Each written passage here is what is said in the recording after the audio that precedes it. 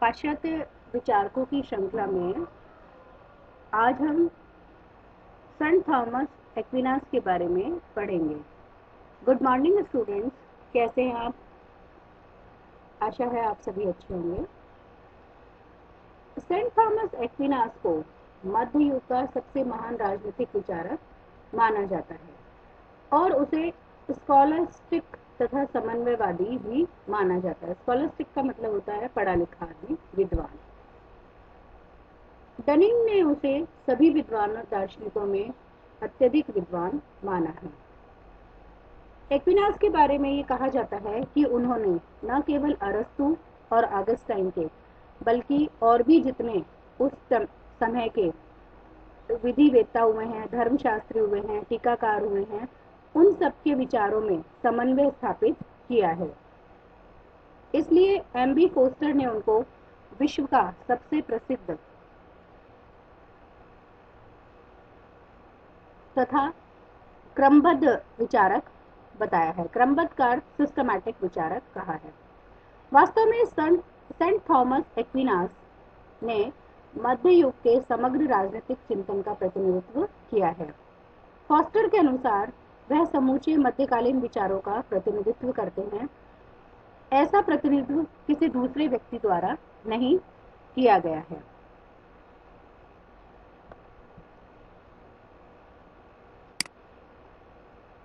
उनकी मुख्य रचनाओं में दो रचनाएं उनकी बहुत इंपॉर्टेंट हैं, जिसमें डी रेजिमाइन प्रिंसिपम तथा कमेंट्री ऑन एरिस्टोटल्स पॉलिटिक्स, ये एक दो महत्वपूर्ण कृतियां हैं।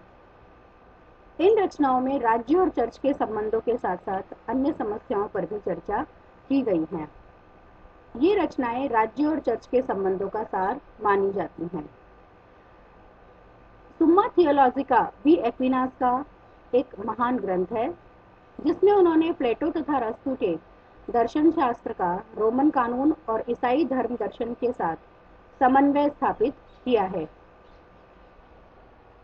सुम्मा थियोलॉजिका में कानून की संकुचित रूप से व्याख्या और विश्लेषण किया गया है। एक्विनास की अन्य रचनाओं में हम to the king of Cyprus, Summa Contra Gentiles, on kingship की भी चर्चा कर सकते हैं। ऑन किंगशिप में एक्विनास ने राजतंत्र और नागरिक शासन पर चर्चा की है। उनकी सभी रचनाओं में उनके स्कॉलस्टिक होने का प्रमाण मिलता है। उनकी अध्ययन पद्धति में हम देखेंगे कि स्कॉलस्टिज्म यानी कि विद्वतावाद देखने को मिलता है।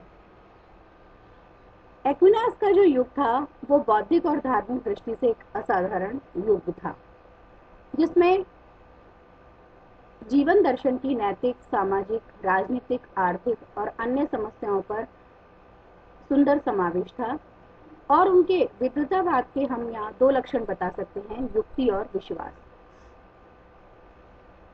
चर्च की सर्वोच्चता के सिद्धांत की उन्होंने तार्किक और युक्तियुक्त व्याख्या की और उनका कहना था कि चर्च का जो सिद्धांत है वो तर्क के विपरीत नहीं है, मतलब इलॉजिकल नहीं है। सेंट ऑगस्टाइन के विश्वास तथा अरस्तु के विवेक या तर्क में समन्वय स्थापित करने का प्रयास एक्विनास द्वारा किया गया। यहाँ आप दो बातें ध्यान रखिएगा। ऑगस्टाइन का तो चर्च में अत्यधिक विश्वास था और दूसरा अरस्तु जो है वो रीजन की बात करते थे, तर्क की बात करते थे, और एक्विनास ने इन दोनों में समन्वय स्थापित करने का प्रयास किया। उनका कहना था कि विद्वतावाद एक 3 मंजिल भवन की तरह होती है, जिसमें पहली मंजिल पर विज्ञान, दूसरी मंजिल पर दर्शन शास्त्र तथा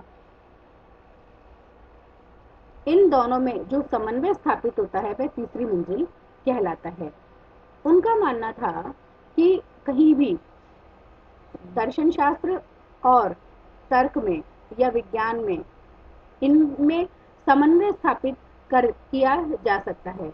धर्म, दर्शन, ज्ञान इमारत की सबसे महत्वपूर्ण मंजिल है। इन दोनों में कोई विरोध नहीं है, ये दोनों एक दूसरे के पूरक हैं।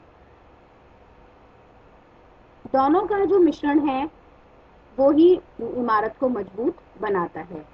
एक्विनास का मानना था कि धर्म विज्ञान ही सर्वोच्च ज्ञान है, जो ज्ञान की अन्य शाखाओं जिसमें नीति शास्त्र, राजनीति शास्त्र तथा अर्थशास्त्र को अपने अधीन रखता है। इस तरह से ये कहा जा सकता है कि एक्विनास ने मध्य युग की 3 महान बौद्धिक विचारधाराओं, जिसमें सार्वभौमिकतावाद, विद्वतावाद और अरस्तुवाद में समन्वय स्थापित किया है और उसने समन्वयात्मक तथा सकारात्मक पद्धति का ही अनुसरण किया है। एक्विनास के राज्य के सिद्धांत के बारे में अब हम चर्चा करेंगे। तो उन्होंने चर्च से पृथक होकर राज्य का अपना औचित्य स्वीकार किया है। प्रारंभ में जो मध्ययुगीन ईसाई विचारक थे, उनका कहना था कि राज्य की उत्पत्ति मनुष्य के आरंभिक पाप के कारण हुई है, मतलब दैवीय उत्पत्ति माना जाता है। लेकिन एक्विनास ने मध्य युग में तथा उससे पहले से प्रचलित राज्य संबंधी सभी सिद्धांतों को निरस्त करते हुए ये माना कि सुम्मा थियोलॉजिका में उन्होंने राज्य संबंधी सिद्धांत को प्रस्तुत किया और उन्होंने कहा कि राज्य की उत्पत्ति की जो कि भाई पाप था और पाप के अंत करने के लिए राज्य की उत्पत्ति हुई, उसको अस्वीकार कर दिया। उनका कहना था कि अरस्तु तथा प्लेटो जैसे यूनानी दार्शनिकों की तरह वह यह मानता था कि मनुष्य राजनीतिक तथा सामाजिक प्राणी है और राज्य की आवश्यकता केवल इसलिए नहीं है कि वह मानव की स्वाभाविक बुराइयों को रोकता है, बल्कि राज्य के बिना व्यक्ति अपना संपूर्ण विकास नहीं कर सकता, इसलिए राज्य आवश्यक है। अर्थात एक्विनास एक ऐसा प्रथम ईसाई दार्शनिक था जिसने ये कहने का साहस किया कि राज्य मनुष्य के लिए स्वाभाविक है और जो नियंत्रण राज्य अपने सदस्यों पर आरोपित करता है वह उनके लिए एक बाधा न होकर उनके नैतिक विकास में सहायक होता है। उनका मानना था कि समाज प्राकृतिक है, इसलिए राज्य भी प्राकृतिक है।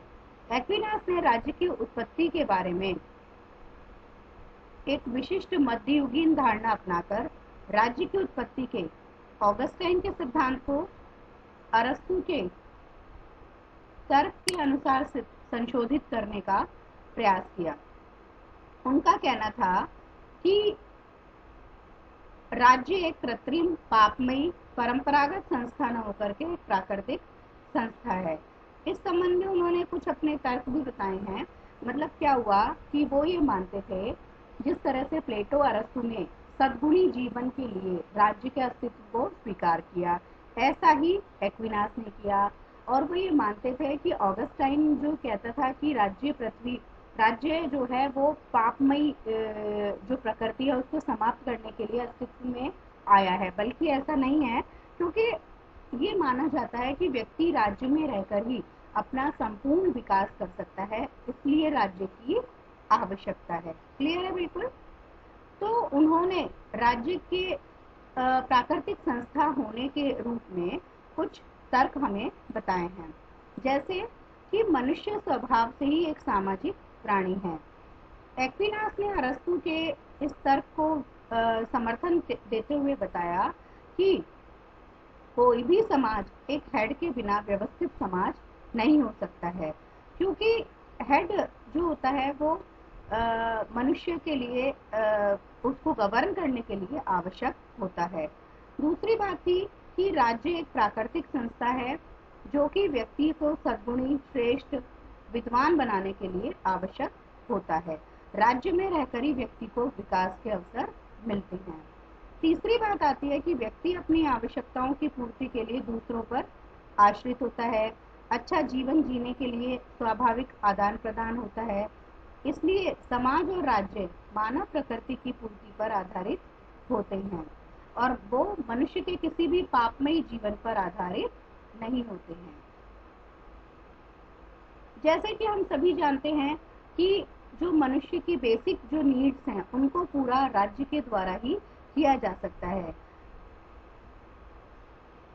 हालांकि हम सभी जानते हैं कि जैसे लोकतांत्रिक राज्य की हम बात करें कि छोटी छोटी चीज़ों जैसे सड़कें हैं या चोर डाकुओं से मुक्त रखना है राज्य को, जनसंख्या पर नियंत्रण रखना है, पुरस्कार दंड, तो ये सारी जो प्रजा पर नियंत्रण रखना है ये सब राज्य के कर्तव्य होते हैं।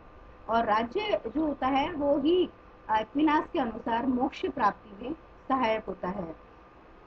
इसीलिए ये कहा जा सकता है कि एक्विनास के जो राज्य संबंधी विचार हैं वो आधुनिक राष्ट्रीय राज्य के समर्थक कहे जा सकते हैं। हालांकि एक्विनास ने बहुत हद तक अरस्तु का अनुसरण किया, लेकिन फिर भी वो ईसाइयों के प्रभाव से नहीं बच सके, क्योंकि उन्होंने फिर भी ये कहा कि राज्य ईश्वर द्वारा स्थापित किया जाता है। मनुष्य में राजनीतिक समुदाय की विकास की प्रवृत्ति ईश्वर ने ही भेजी है। तो इस तरह से जो ये माना जा सकता है कि एक्विनास ने अरस्तु के राज्य की उत्पत्ति के सिद्धांत का ईसाई विचारधारा में समन्वय करके अपने सिद्धांत की आधारशिला रखी है। 18वीं शताब्दी में रूसो, बर्ग तथा अन्य विचारकों ने इस सिद्धांत की प्रशंसा की है। अगले वीडियो में हम चर्चा करेंगे सरकार के सिद्धांत की।